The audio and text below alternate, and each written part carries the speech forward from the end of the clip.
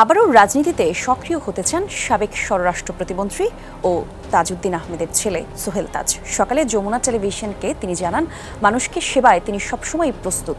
আওয়ামী লীগের রাজনীতির সাথে মনে প্রাণে তিনি সবসময় আছেন।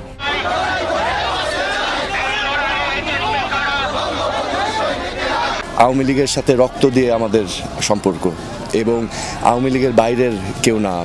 আমি আওয়ামী লীগে ছিলাম, আমি আওয়ামী লীগে আছি, আমি আওয়ামী লীগে চিরকাল থাকবো।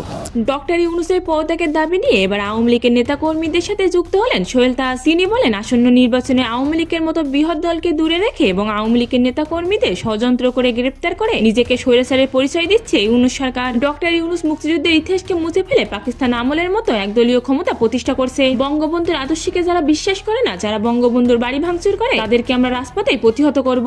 আমাদের মাননীয় প্রধানমন্ত্রী শেখ হাসিনা সহ আমি অবশ্যই মাঠে থাকবো, কারণ নতুন প্রজন্মকে জানাতে হবে বাংলাদেশের ইতিহাস। আমাদের মুক্তিযুদ্ধ হচ্ছে আমাদের প্রাণশক্তি।